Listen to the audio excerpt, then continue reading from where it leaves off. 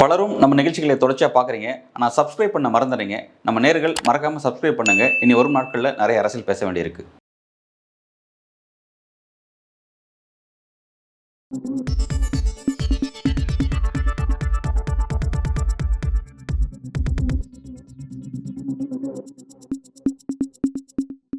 News focus Tamil நேயர்களுக்கு வணக்கம். இன்றைக்கு நம்முடன் அரசியல் பேச இருப்பவர் ஜேர்னலிஸ்ட் அன்பழகன் சார். சார் வணக்கம். வணக்கம்.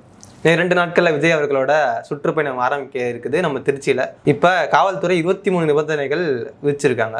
இதை பெரும் விமர்சனத்துக்கு உண்டாக்குறாங்க நம்ம தாவேகா நிர்வாகிகள். விமர்சனத்துக்குரியதான் இந்த 23 நிபந்தனைகளா? கட்டாய விமர்சனத்துக்கு உட்பட்ட சப்ஜெக்டை தான் பார்க்குறோம். நிறைய விமர்சனங்கள் சோஷியல் மீடியாவில் கிளம்புது. தாவேகா நிர்வாகிகள் எழுப்புறாங்க. அதாவது விஜயை பார்த்து திமுக அரசு பயப்படுதா அப்படின்ற மாதிரியான ஒரு விஷயத்தை எழுப்பி ஏன் இவ்வளோ நிபந்தனைகள்னு சொல்கிறாங்க. அதாவது ரோட் ஷோ நடத்தக்கூடாது, பிறகு அவர் பின்னாடி எதுவும் வாகனங்கள் பெரிய அளவில் பஸ்ஸெல்லாம் எடுத்துகிட்டு தொண்டர்கள் கட்சியுடைய ரசிகர்கள் அதாவது விஜயோட ரசிகர்கள் யாரும் வரக்கூடாது அப்படிங்கிற மாதிரியான விஷயங்களாக இருக்கட்டும். அதே மாதிரி இப்படி தான் இருக்கணும் அப்படின்னு சொல்லி நிறைய ஃப்ரேம் பண்ணுறாங்க. அது ரொம்ப முக்கியமாக கவனிக்கத்தக்க விஷயம் என்னென்னா ½ அன் அவர் தான் பேசணுங்கிறாங்க. மக்கள்கிட்ட வராருன்னா 10:30 to 11 அப்படின்ற மாதிரி ஒரு ½ அன் அவர் மட்டும் தான் நீங்கள் பேசணும்னு சொல்கிறாங்க. ரோட் ஷோ நடத்தக்கூடாதுன்னு சொல்லிட்டாங்க. ரெண்டாவது பார்த்தீங்கன்னா பலகைகள் ஃப்ளக்ஸ் எதுவும் வைக்கக்கூடாது அப்படிங்கிற மாதிரி சொல்கிறாங்க. அதே மாதிரி பார்த்தீங்கன்னா ரொம்ப முக்கியமான விஷயம் பார்த்தீங்கன்னா இந்த ஃப்ளக்ஸ் வைக்கிறது ரொம்ப முக்கியம். அரசியல் தலைவர்களுக்கு ஃப்ளக்ஸுங்கிறது கட்டாயம் தேவை. ஏன்னா அதுதான் அவங்களுக்கான ஒரு முக்கியமான விஷயம். ரெண்டாவது கொடி வைக்கிறதுல கூட ரெஸ்ட்ரிக்ஷன் இருக்குது. என்ன மாதிரியான கம்பு யூஸ் பண்ணணும் எப்படி அப்படின்ற மாதிரிலாம் கூட சொல்கிறாங்க. அது அங்கே வரக்கூடிய சிக்கல்கள்லாம் நீங்கள் தான் எதிர்கொள்ளணும் அப்படிங்கிற விஷயம் ஓகே. ஏதாவது பிரச்சனை வந்துச்சுன்னா அந்த மாதிரி விஷயங்கள் பிரச்சனைங்கிறதுல என்னென்னா கட்சி நிர்வாகிகளுக்கு ஏதாவது பிரச்சனை அடிபட்டுச்சு, அவங்களுக்கு ஏதாவது அடிப்படுது, கூட வரவங்களுக்கு ஏதாவது அடிப்படுது அப்படின்னா அந்த மாதிரி விஷயங்களை பார்த்துக்கிறது அப்படிங்கிற பொறுப்பு ரைட் ஓகே. ஆனால் எக்ஸ்ட்ரீம் லெவலில் என்னன்னா சட்டம் ஒழுங்கு பிரச்சனை ஏற்பட்டுச்சு, அது நீங்கள் தான் காரணம் அப்படின்ற மாதிரி சொல்கிறாங்க. இதெல்லாம் கொஞ்சம் கவனிக்கத்தக்க ஒரு சப்ஜெக்டாக பார்க்குறோம். ஸோ என்னென்னா இப்போ இந்த இடத்த பொறுத்த வரைக்கும் நம்ம கவனிக்க வேண்டிய ஒரு முக்கியமான சப்ஜெக்ட் என்ன, ஒரு அரசியல் தலைவர் வராரு, மக்களை சந்தித்து பேசணும்னு முயற்சி எடுக்கும்போது சில இடத்துல இறங்கி போய் பேச செய்வாங்க. ஆனால் இறங்கக்கூடாது, வாகனத்தை விட்டு நீங்கள் இறங்கக்கூடாது, வாகனத்தில் தான் பேசணும் அப்படின்ற மாதிரி சொல்கிறாங்க. இதெல்லாம் பார்த்தீங்கன்னா ரொம்ப அதிகபட்சமான ஒரு நிபந்தனையை பார்க்குறோம். லிட்டரலாக இதை நம்ம எப்படி கம்பேர் பண்ணுறோன்னா இப்போ ஆர்எஸ்எஸ் ஒரு பேரணி நடத்துகிறாங்க அப்படின்னா, ஆர்எஸ்எஸ் ஒரு விஷயத்தை இனிஷியேட் பண்ணுறாங்கன்னா ஆர்எஸ்எஸ்க்கு இந்த மாதிரி தான் கடுமையான நிபந்தனை போடுவாங்க. ஆர்எஸ்எஸ்க்கு ஈக்குவலாக இப்போ சட்ட ஒழுங்கு பிரச்சனை ஏற்பட்டால் நீங்கள் தான் பொறுப்பு அப்படிங்கிறது ஓகே. சட்ட ஒழுங்கு எப்படி வேணாலும் ஏற்படலாம். இப்போ அவர் ஆளும் அரசு எதிர்த்து அரசியல் செய்கிறார். அப்படி இருக்கும்போது ஆளும் அரசு சேர்ந்த திமுக தொண்டர்கள் யாராவது அங்கே அதாவது ஒரு கான்ட்ரவர்சி ஆகி ஒரு பிரச்சனை ஆகி இதன் காரணம் அப்போ இந்த பழியை நீங்கள் தான் ஏற்கணும் அப்படின்ற மாதிரி கூட அந்த விஷயத்தை திசை திருப்பலாம். ஏன்னா அவங்க சட்ட ஒழுங்கு இஷ்யூஸ்னால் அது நீங்கள் தான் எடுத்து அந்த பொறுப்பு உங்களோடன்னு சொல்லிட்டாங்க. அவங்களும் அதை ஏற்றுட்டு சைன் பண்ணியிருக்காங்க. அப்படின்னா அப்போ எப்படி வேணாலும் அந்த விஷயம் அவங்களுக்கு எதிராக கையாளப்படலாம். ஏன்னா இவங்க அரசியல் காலத்துக்கு புதுமையான நபர்கள் அப்படி இருக்கும்போது இப்போ அவங்களுக்கு அந்த விஷயத்தை எதிர்கொண்டதுங்கிறது உண்மையிலே சிக்கலான விஷயமாக தான் இருக்கும். ஏன்னா ஒரு பயணத்தை போகிறது அப்படிங்கிறது விஜய் மக்களை சந்திக்கிறதுக்கு அவசியமான ஆக்டிவிட்டி. அவர் என்ன ஒரு அரசியல்கிட்ட அவர்கிட்ட நிறைய வெற்றிடம் இருக்குது. இந்த மாதிரிலாம் கடுமையான விமர்சனத்தை எதிர்கொள்ளுது. அவர் எப்போ மக்களை சந்திப்பார், போராட்ட களத்துக்கு வருவார்னு கேட்குறாங்க. அப்படி இருக்கும்போது இதெல்லாம் ஒரு முக்கியமான ஒரு பொலிட்டிக்கல் ஒரு இனிஷியேட்டிவ் ஆகுது. ஆனால் அதுக்கு இவ்வளோ இஷ்யூஸ் இருக்குங்கிறது அவங்க இப்போ ஃபீல்டில் இறங்கி தான் பார்க்குறாங்க. இவ்வளோ நெருக்கடி இருக்கா, ஒரு மாநாட்டுக்கு தான் அவ்வளோ நிபந்தனைகள் போட்டிங்க, இந்த மாதிரியான ஒரு சுற்றுப்பயணத்துக்கு இவ்வளோ நிபந்தனை இருக்கான்னு சொல்லி இப்போ தான் அதை தெரிஞ்சுக்கிறாங்க. நிறைய நெருக்கடிகள் போட்டிருக்காங்கிறது உண்மைதான், மறுக்க முடியாத ஒரு விஷயம் தான். ஸோ இப்போ இந்த மாதிரியான விமர்சனங்கள் எப்படி சொல்கிறாங்க அப்படின்னா, விஜய் பற்றி உங்களுக்கு அவ்வளோ பயம் இருக்கா, ஏன் இவ்வளோ நெருக்கடிகள் போடுறீங்க அப்படின்ட்டு இருக்காங்க. ஆனால் அதை கிளியராக யாரும் கம்பேர் பண்ணல. ஆர்எஸ்எஸ்க்கு ஒரு ஆர்எஸ்எஸ் ஏன்னா ஆர்எஸ்எஸ் ஒரு நமக்கு தெரியும் ஒரு வகுப்புவாத அமைப்பு அப்படிங்கிறது நமக்கு நல்லா தெரியும். இப்போ அவங்க ஒரு விஷயத்தை இனிஷியேட் பண்ணுறாங்கன்னா என்ன விஷயத்தை எடுப்பாங்க, எப்படி எடுப்பாங்க, அது தமிழ்நாட்டோடைய பொது அமைதிக்கு எவ்வளோ எதிரானது அப்படிங்கிறது தெரிஞ்ச விஷயம். ஸோ இப்போ ஆர்எஸ்எஸ்க்கு இவ்வளோ விஷயம் போடுறாங்கன்னா அது ஓகே, புரிஞ்சிக்க முடியுது. பட் இவர் ஒரு ஜனநாயகபூர்வமாக தேர்தல் சந்திக்க வரக்கூடிய ஒரு நபர் தான். ஃபர்ஸ்ட் டைம் அரசியலுக்கு வராரு, எல்லாரும் போலவே வரக்கூடிய ஒரு தலைவர் தான். இவருக்கு இந்த மாதிரி நிறைய போடுறது அப்படிங்கிறது ரொம்ப விசித்திரமாக இருக்குது. ரெண்டாவது அந்த ஃப்ளெக்ஸ் பேனருங்கிறது தான் ஒருத்தர் விளம்பரமே. ஒரு அரசியல் தலைவருக்கு விளம்பரம் தான் தன்னை விளம்பரப்படுத்தி தான் முதன்மையானது. அதுக்கே கட்டளை போட்டிருக்காங்க அப்படின்னும் போது கொஞ்சம் கவனிக்கத்தக்க ஒரு விஷயமாக தான் பார்க்குறோம். இவ்வளோ நிபந்தனையை வச்சுட்டு அவர் எப்படி இந்த விஷயத்தை செஞ்சு முடிக்க போகிறார், எப்படி இது பண்ண போகிறார் அப்படிங்கிறதெல்லாம் அதில் கொஞ்சம் உற்று நோக்கக்கூடிய விஷயமாக தான் பார்க்குறேன். இந்த நெருக்கடி குறித்து திமுக அமைச்சர்களிடம் கேட்கும் போது, முக்கியமாக கே.என். நேரு அவர்களிடம் கேட்கும் போது, நாங்கள் எதுக்கு ஒரு நெருக்கடி கொடுக்க போகிறோம் அப்படின்னு சொல்கிறாங்க. ஆமாம், ஆளுமரசு அப்படி தான் சொல்லுவாங்க. நெருக்கடி கொடுக்கலன்னா நெருக்கடி கொடுத்தாலும் கொடுக்கலன்னு சொல்லுவாங்க. விஜய் பார்த்து உங்களுக்கு பயம் இருக்குன்னு கேட்டால் பயம் இல்லை தான் சொல்லுவாங்க. விஜயெல்லாம் நாங்கள் ஒரு புரட்டாவே கருதலன்னு சொல்லுவாங்க. அவர் வரட்டும் பார்த்துக்கலாம் அப்படிம்பாங்க. இந்த மாதிரி தான் சொல்லுவாங்க. அதெல்லாம் என்ன வெளியில் பேசுகிற விஷயங்கள். ஆனால் உண்மையாக ஆளுமரசுக்கு ஒரு நெருக்கடி ஏற்பட்டிருக்குங்கிறது உண்மை தான். நான் என்ன கேட்குறேன் அப்படின்னா, இப்போ வந்து விஜய் அவர்கள் இந்த பயணத்தை செய்கிறாரு. இந்த பயணத்துக்கு அதாவது ஏற்கனவே இந்த மதுரை மாநாட்டில் வந்து எங்களுக்கு வந்து பர்மிஷன்ஸ்க்கு அங்கே இருக்கக்கூடிய மாவட்ட அமைச்சர் மூர்த்தி அவர்கள் வந்து நிறைய நெருக்கடி ஏற்படுத்தணும்னு சொல்லிட்டு அந்த மேடையிலே ஆதவ அர்ஜுனை பேசினார்ன்றதை பார்த்தோம். இப்போ அதே மாதிரி வந்து இப்போ இந்த சுற்றுப்பயணம் போகிறாரு. சுற்றுப்பயணத்தில் இவ்வளோ நெருக்கடி கொடுக்குறீங்க அப்படிங்கிறத சொல்கிறாங்க. ரைட். நான் என்ன கேட்குறேன்னா, இப்போ நீங்கள் யாரை எதிர்த்து அரசியல் செய்கிறீங்க? நான் விஜய் கேட்குறேன். விஜய் யாரை எடுத்து அரசியல் செய்கிறாரு? திமுக அரசு எதிர்த்து அரசியல் செய்கிறார். திமுக அரசு அகற்றப்படணும், அதுதான் தன்னோட நோக்கம். 26 ஆட்சி மாற்றம் அப்படிங்கிற மாதிரி தான் தன்னோட அரசியல் செய்கிறாரு. அப்படி இருக்கும்போது திமுக அரசு தங்களை காப்பாற்றிக்கிறதுக்காக தங்களை அகற்ற வர யாரையும் எப்படி அவங்க ட்ரீட் பண்ணும் அப்படின்னா இப்படி தான் ட்ரீட் பண்ணும். இது திமுக அரசு மட்டும் கிடையாது. எந்த அரசு இருந்தாலும் பேட்டர்ன் ஒன்று தான். அரசுங்கிறது எப்போவுமே வந்து என்னென்னா ஒரு அரசு ஒரு ஆட்சியை பிடிக்கிறது, ஒரு கட்சி பல முயற்சிகளை செஞ்சு ஆட்சியை பிடிச்சிருவாங்க. பிடிச்சதுக்கப்புறம் அதை எப்படி தக்க வச்சுக்கிறது அப்படிங்கிறது அவங்களுக்கு பெரிய போராட்டமே. ஆட்சியில் இல்லாமல் போனால் ஆட்சியை கைப்பற்றது போராட்டம். ஆட்சியை கைப்பற்றிட்டா அந்த ஆட்சியை இழக்காமல் அதை எப்படி தக்க வைக்கிறங்க தான் போராட்டம். இதுதான் வந்து வாழ்க்கை. அப்படி இருக்கும்போது விஜய் வந்து இந்த விஷயத்தில் அவர் எங்கே தன்னோட போராட்ட குணத்தை காட்டுறாரு? இந்த அரசியலுங்கிறது லிட்டரலாக வந்து ஒரு பேட்டலுங்க. இது ஒரு வார், ஒரு போர். இது போரில் போராட்ட குணத்தை வெளிப்படுத்தணும். நீங்கள் எல்லா இடமே நீங்கள் இந்த அரசை எதிர்த்து அரசியல் செய்கிறீங்க. இந்த அரசு அகற்றுறதுக்காக தான் நீங்கள் அரசியல் செய்கிறீங்க. நீங்கள் இந்த அரசுக்கிட்ட எல்லா அனுமதி வாங்கிட்டு இந்த அனுமதி எங்களுக்கு கொடுக்க மாட்டேங்கிறாங்க, நாங்கள் வளரதை விரும்ப மாட்டேங்கிறாங்க. அப்படி நீங்கள் வளர விரும்பவும் இருக்கிறது அரசியல். அப்போ தான் அவங்க அரசியல் தாங்க நிற்கும். அதுதான் உங்களோட விஷயம். அப்படி இருக்கும்போது இந்த அரசை காலி பண்ணணும்னு நினைக்கிறவங்க நீங்கள் இந்த ஃப்ரேமுக்குள்ளே அரசியல் செய்யக்கூடாது. மீன்ஸ் என்னன்னா, அனுமதி வாங்கி நீங்கள் அரசியல் செய்கிறீங்க. அனுமதி வாங்கி நீங்கள் ஒரு போராட்டம் பண்ணுறீங்க, மாநாடு நடத்துறீங்க. நீங்கள் வந்து இறங்க, களத்துக்குள்ள இறங்க, போராட்டத்தை முன்னெடுங்க. ஒரு செய்தி இப்போ நான் சொல்கிறேன். இப்போ விஜய் வந்து மாநாடு நடத்துறாங்கிறது ஒரு நியூஸ் தான். ஃப்ளாஷ் நியூஸ், ஒரு பிரேக்கிங் நியூஸ், உண்மையான நியூஸ். ஓகே. அதே மாதிரி விஜய் வந்து மக்கள் நோக்கி போகிறார். அது ஒரு நியூஸ். இந்த நியூஸை தாண்டி மிகப்பெரிய வேல்யூடான நியூஸ் என்ன தெரியுமா?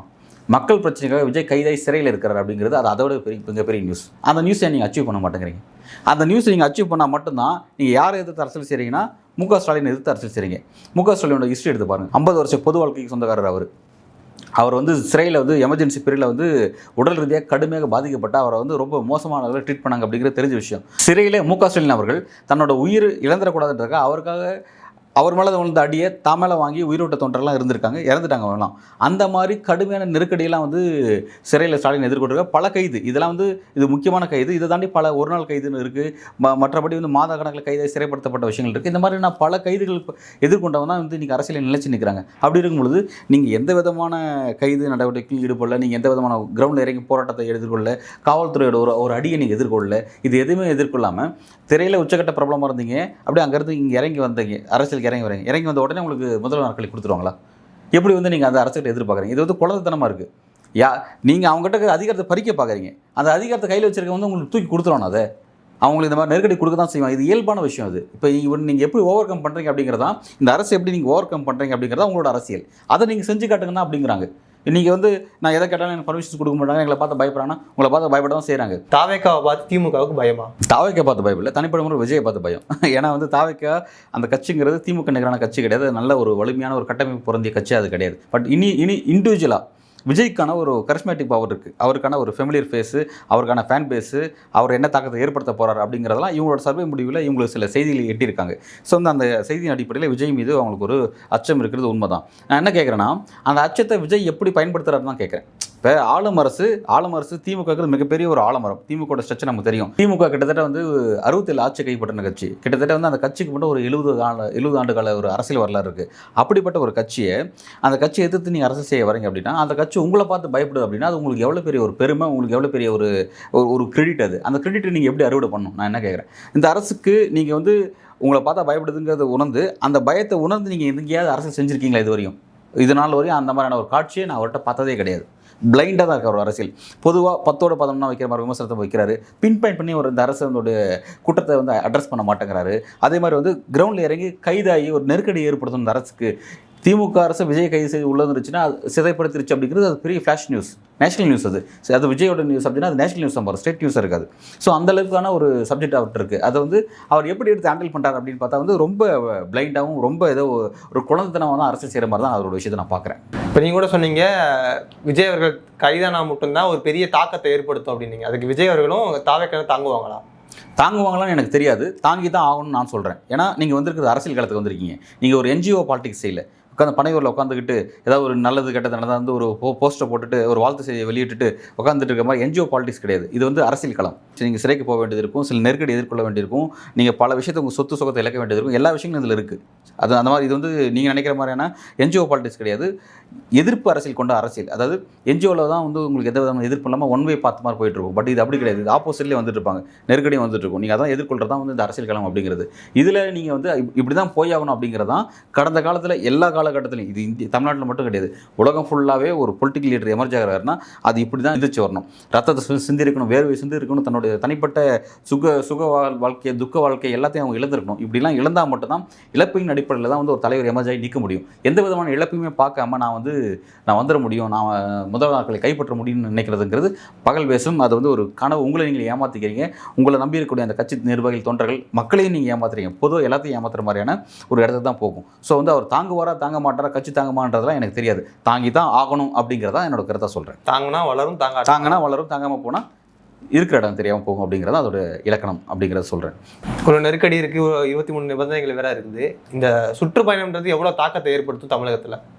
அது வந்து ரொம்ப கவனிக்கத்தக்க ஒரு விஷயம் தான். ஏன்னா வந்து எதுக்கு ஃபஸ்ட்டு இந்த அரசு இவ்வளோ நெருக்கடி போடுதுன்னு கேள்வி இருக்குது. ஏன் அப்படின்னா இவரோட சுற்றுப்பயணமே வந்து அந்த திட்டத்தை பார்க்கும்போது வந்து அதுவே வந்து ஒரு விமர்சனத்துக்கு உட்பட்ட சப்ஜெக்டாக மாறி இருக்குது. ஏன்னா வந்து ஒரு வீக்கெண்டு ப்ரோக்ராம் வச்சிருக்காரு. சுற்றுப்பயணத்தை பார்த்தீங்கன்னா வாரத்தில் ஒரு நாள் சனிக்கிழமை அப்படிங்கிற மாதிரி தான் தன்னோட பிளானை வச்சிருக்காரு. இப்படி வச்சு கிட்டத்தட்ட 3 மாதமாக இந்த பயணத்தை செய்ய போகிறார். டிசம்பர் 20 முடிக்க போகிறார் அந்த பயணத்தை. எப்படி செப்டம்பர் 13 ஆரம்பிக்கிற பயணம் டிசம்பர் 20 முடியுது அப்படின்னு வச்சுக்கோங்களேன்.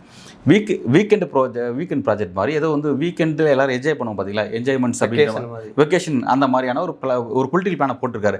இதுவே நகைப்புக்குள்ளான விஷயமா இருக்குது. இதுக்கு அவங்க சில காரணங்கள் சொல்கிறாங்க. அந்த காரணங்கள் அரசியல் களத்தை ஏற்றுக்க முடியாத ஒரு காரணம். அது ஒரு பக்கம் வச்சுக்கோங்க. இதே இவ்வளோ ஃபன்னாக இருக்குது. இதை பார்த்து ஏன் வந்து இவங்க இவ்வளோ நெருக்கடி போட்டுருக்காங்கிறது நமக்கு தெரியல. ஒன்று இதில் இன்னொரு விஷயம் என்னென்னா, அந்த பயணத்திட்டத்தை கவனிக்கிறேன். ஃபஸ்ட்டு பயணத்திட்டம் வந்து திருச்சியில் ஆரம்பிக்கிறான்னு வைங்களேன். இவரோட பயணத்திட்டத்தில் என்னென்னா ஆல்மோஸ்ட் ஓவராலாக பயணத்திட்டம் எப்படி இருக்குன்னா, ஒரு நாள் 3 டிஸ்ட்ரிக்ட் கவர் பண்ணுறாரு. கிட்டத்தட்ட 112 120 கிலோமீட்டர் கவர் பண்ணுறதா அந்த ஷெட்யூல் வந்து வகுத்து வச்சுருக்காங்க. என்ன கேட்குறேன்னா, ஒரு நாள் 3 மாவட்டத்தை நீங்கள் எப்படி கவர் பண்ணுவீங்க? கிட்டத்தட்ட 100 கிலோமீட்டருக்கு மேலே நீங்கள் பயணம் பண்ண போகிறீங்க அப்படின்னா அந்த பயணப்பட்ட அந்த 3 டிஸ்ட்ரிக்டில் எவ்வளோ இஷ்யூஸை நீங்கள் கவர் பண்ணிட்டு வரீங்க, எவ்வளோ மக்களோட பிரச்சனை நீங்கள் அட்ரஸ் பண்ணுவீங்க? ரொம்ப விசித்திரமாக இருக்குது. ரெண்டாவது காவல்துறை உங்களுக்கு என்னன்னா ஜஸ்ட் 30 மினிட்ஸ் தான் பேசணும்னு சொல்லியிருக்காங்க. இது எப்படி வந்து நீங்கள் எப்படி இது சக்ஸஸ்ஃபுல்லாக மாற்றுறீங்க எனக்கு தெரியல. எனக்கு தெரிஞ்சு என்னன்னா 3 டிஸ்ட்ரிக்ட்லாம் நீங்கள் ஒரு நாள் ரவுண்ட் அடிக்க முடியாதுங்க. நீங்கள் ஒரு அவ்வளோ பெரிய கேரவன், கிட்டத்தட்ட பல கோடி ரூபாய்க்கு மதிப்புள்ள கேரவன் நீங்கள் போட்டுட்டு வரங்கிறீங்க. கேரவனில் இருந்தால் நீங்கள் பேச போகிறேன்னு சொல்லப்படுது. அப்படி இருக்கும்பொழுது நீங்கள் எப்படி இந்த 3 டிஸ்ட்ரிக்டை வித்தின் 1 டேல நீங்கள் காலையில் ஒரு 10 o'clock ஆரம்பிக்கிறேன்னு வைங்களேன், ஒரு 6 மணி 7 மணி, நைட்டு எவ்வளோ நேரம் போதும் தெரியல, நைட் எப்படி இருக்க போதுன்னு தெரியலன்னு வைங்களேன். எப்படி ஒரு நாளுக்குள்ளே நீங்கள் 24 ஹவர்ஸில் ஒரு 14 ஹவர்ஸ் நீங்கள் பயணம் ஆரம்பிக்க வச்சுக்கோங்க. பயணம் ஒரு 14 ஹவர்ஸ் வச்சுங்க. 14 ஹவர்ஸில் 100 கிலோமீட்டர் நீங்கள் போக போகிறீங்க, 3 டிஸ்ட்ரிக்ட் கவர் பண்ண போகிறீங்க. எப்படி வந்து நீங்கள் எல்லா மக்களோட பிரச்சனையை அட்ரஸ் பண்ண போகிறீங்க? சரி, முக்கியமான பிரச்சனை அட்ரஸ் பண்ணால் கூட உங்களுக்கு இந்த டியூரேஷன்ஸ் கம்மியாக இருக்குன்னு நான் பார்க்குறேன். இது எப்படி வந்து நீங்கள் இப்படி விசித்திரமாக ஒரு பயணம் போட்டுருக்கீங்கன்னு எனக்கு தெரியல. இது வந்து என்னென்னா மக்களை விட்டு இன்னும், அதாவது மக்களை சந்திக்கிறது தான் வராரு, ஆனால் மக்களை எப்படி சந்திக்க போகிறாரு அப்படிங்கிறது தான் எனக்கு ஒரு கேள்விக்குறியாக இருக்குது. வர மாதிரி இருக்குது. இது வந்து என்னென்னா ஏதோ உங்களை நோக்கி நிறைய கடுமையான கேள்விகள் வந்துட்டு இருந்துச்சு. மக்களை நோக்கி எப்போ வராரு அப்படின்ற மாதிரி வந்துட்டு இருந்துச்சு. அதுக்கு விடை கொடுக்குற மாதிரியான பதில் நீங்கள் சொல்லியிருக்கீங்க. பட் இதுவே வந்து பார்த்தீங்கன்னா பல விசித்திரம் நிறைஞ்ச ஒரு சப்ஜெக்டாக ஒரு ட்விஸ்ட் வச்ச மாதிரி தான் நான் அதை பார்க்க வேண்டியதாக இருக்குது. இவ்வளோ ஒரு மோசமான பிளான் போட்டுருக்கக்கூடாது. நீங்கள் வந்து ஒரு டிஸ்ட்ரிக்டை 100 கிலோமீட்டர் நீங்கள் கவர் பண்ணிங்கன்னா கூட பரவாயில்லன்னு பார்க்கலாம். 3 டிஸ்ட்ரிக்டை 100 கிலோமீட்டர் நீங்கள் கவர் பண்ணுறீங்க அப்படின்னா எவ்வளோ பிரச்சனை நீங்கள் அட்ரஸ் பண்ண போகிறீங்கன்றது எனக்கு தெரியல. இதை வந்து நீங்கள் வந்து ஆல்மோஸ்ட் நீங்கள் ஒரு டிஸ்ட்ரிக்டே, சில டிஸ்ட்ரிக்ட்லாம் ரொம்ப பரப்பளவில் பெருசு. தேனி டிஸ்ட்ரிக்ங்கிறது கிட்டத்தட்ட 3லேருந்து 4 சட்டமன்ற தொகுதி கொண்டது தான். இதே மதுரை டிஸ்ட்ரிக்ங்கிறது 10 சட்டமன்ற தொகுதி. சேலம் டிஸ்ட்ரிக்ட் எடுத்தீங்கன்னா வந்து 11 சட்டமன்ற தொகுதி கொண்ட தொகுதி. சென்னைனா 16 சட்டமன்ற தொகுதி கொண்ட ஒரு டிஸ்ட்ரிக்ட். எல்லாம் டிஸ்ட்ரிக்ட் தான். பட் அதில் இருக்க ஸ்ட்ரென்த்தை பார்த்தீங்களா? அப்படி இருக்கும்போது எப்படி வந்து நீங்கள் வந்து ஓவராலாக வந்து இப்படி நீங்கள் கணக்கு போட்டு நீங்கள் நகருவீங்க? ஒவ்வொரு டிஸ்ட்ரிக்டுடைய பரப்பளவு பெருசாக இருக்குது, அங்கே இருக்க மக்கள் தொகை பெருசாக இருக்குது, மக்கள் தொகை ஏற்ற மாதிரி பிரச்சனை அங்கே பெருசாக இருக்கும். இப்போ அதை பொறுத்து நீங்கள் வந்து இந்த விஷயத்தை அட்ரஸ் பண்ணணும். இப்படிலாம் நீங்கள் பயணப்பட்டீங்கன்னா உங்களோட பயணத்திட்டம் உங்களோட அரசியலே வந்து ஒரு கொலாப்சபிள் சப்ஜெக்டாக தான் போய் முடியும் அப்படிங்கிறத நான் பார்க்குறேன். அப்போ தான் சுற்றுப்பயணம் பண்ணுறதுக்கு பண்ணாமே இருக்கலாம். அந்த மாதிரி பண்ண வேண்டாம் நான் சொல்லலை, பண்ணணும்னு சொல்கிறேன். ஆனால் அதே எவ்வளோ விமர்சனத்துக்கு உட்பட்டதாக இருக்குது. நீங்கள் இன்னும் நகர வேண்டியது இருக்குது. நீங்கள் டிசம்பர் முடிச்சிட்டிங்கன்னா அடுத்து இன்னும் 2 மாதத்தில் நோட்டிஃபிகேஷன்ஸ் வந்துடும். 2 to 3 months நோட்டிஃபிகேஷன்ஸ் வந்துடும். நீங்கள் அடுத்து பேலன்ஸ் அந்த டைமில் நீங்கள் என்ன பண்ண போகிறீங்க? இன்னும் மீதி 3 மாதம் நீங்கள் என்ன பண்ண போகிறீங்க? இதுவே ரொம்ப குறைவாக இருக்குது. உங்களுடைய பொலிட்டிக்கல் ஆக்டிவிட்டி இதுவே ரொம்ப குறைவாக இருக்குது. வாரத்தில் ஒரு நாள் தான் உங்களை மக்கள் சந்திக்கிறாங்க. நீங்கள் பார்த்துக்கோங்க, இது எப்படி இருக்குன்னு பார்த்துக்கோங்க. வாரத்தில் ஒரு நாள், அதுக்கப்புறம் நீங்கள் எங்கே போகிறீங்க? அந்த வார நாட்கள் ஃபுல்லாக நீங்கள் எங்கே இருப்பீங்க? என்ன பண்ணிக்கிட்டு இருப்பீங்க? ஒன்றும் புரியலையே. இப்படிலாம் எப்படி வந்து நீங்கள் வந்து ஒரு விஷயத்தை அட்ரஸ் பண்ண முடியும்? நீங்கள் ஒரு டிஸ்ட்ரிக்ட் அட்ரஸ் பண்ணுறீங்க, அந்த டிஸ்ட்ரிக்டில் பிரச்சனையாக அந்த உங்கள் டைம் படி அந்த ஒரு நாளுக்குள்ளே உங்களால் அட்டன் பண்ண முடியாமல் இருக்கும். அந்த பிரச்சனை முடிக்காமல் இருப்பீங்க. அப்போ அப்படி இருக்கும்போது அது நீங்கள் நாளைக்கு கண்டினியூ பண்ண வேண்டிய தேவை இருக்கும்ல. நீங்கள் உங்கள் பயணத்தை முடிக்கிறீங்களே எப்படி திரும்ப அடுத்த வாரம்னு சொல்கிறீங்க, அடுத்த வாரம் அந்த டிஸ்ட்ரிக் வர மாட்டீங்க, வேறு டிஸ்ட்ரிக் போக போகிறீங்க. இது எப்படி ஒரு விசித்திரமான 1.5 மணி நேரம் தான். ஆமாம், இது எப்படி ஒரு குழப்பமான ஒரு சப்ஜெக்டை வந்து நீங்கள் இந்த பயணத்தில் வச்சுருக்கீங்க. இது உண்மையிலே ஒரு ஆக்டிவான பாலிடிக்ஸ் மாதிரி எனக்கு தெரியல. விஜயோட அரசியலுங்கிறது அப்படி தான் எனக்கு தெரியுது. ஓகே சார், விஜய் அவர்களோட அரசியலை பொறுத்திருந்து பார்ப்போம். நன்றி. நன்றி.